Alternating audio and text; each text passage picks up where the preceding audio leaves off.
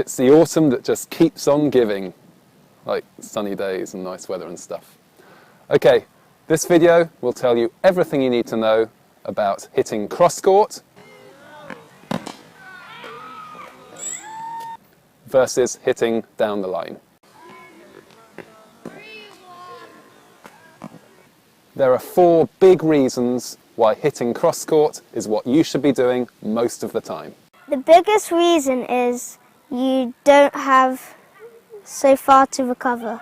I'm about to hit a cross-court forehand to Leo, and Leo's going to hold his position from where he would have hit the next shot.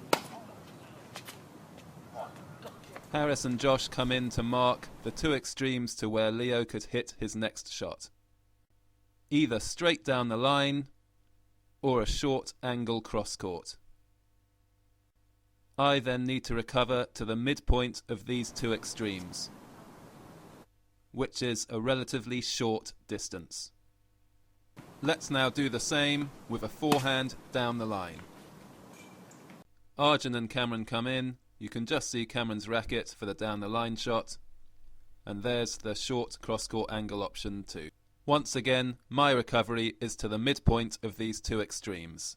And now it's clear how much further I have to go after I hit the ball down the line. The angle of incidence and the angle of reflection makes hitting down the line harder. Do you have any idea what that means? Not a clue. Okay, if I throw a ball at the fence from this angle, it will bounce off at roughly the same angle that it came in at.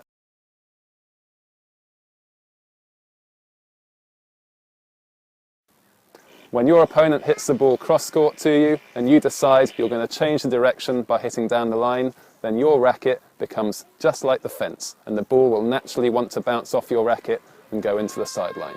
Counteracting that force is another aspect that makes hitting down the line more difficult. The net is lower in the middle, so hitting down the line means that you are hitting over the higher part of the net.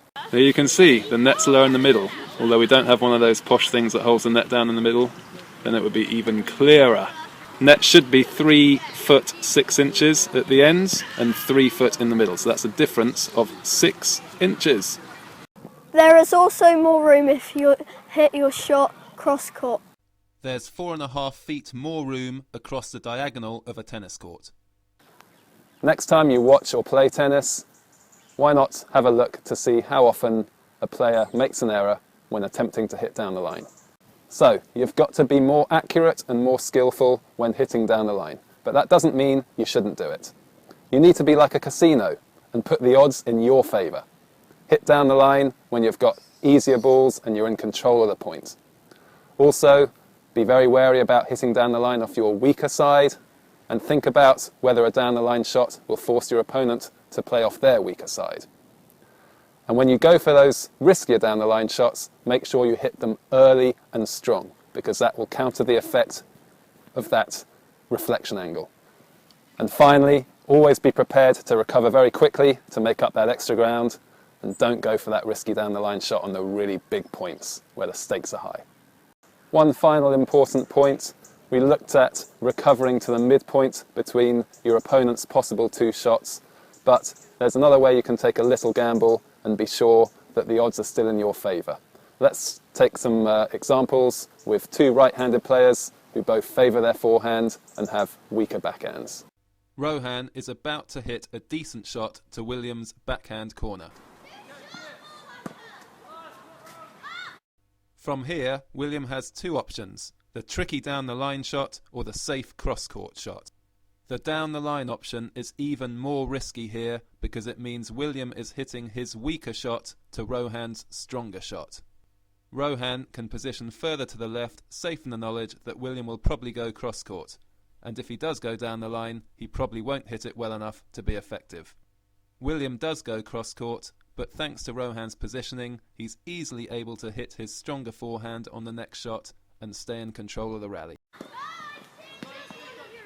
Next time you watch pro tennis, notice how they use this positioning tactic, and also check out a few more examples from our Orange and Under 12 squads.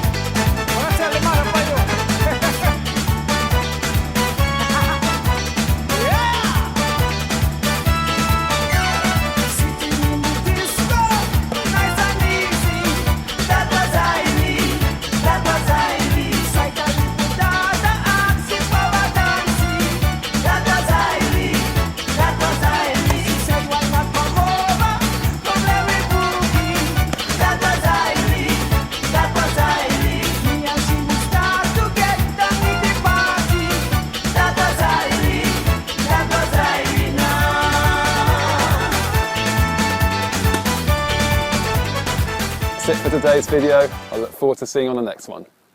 Hey, I didn't get to say anything. You just said that. You should be happy.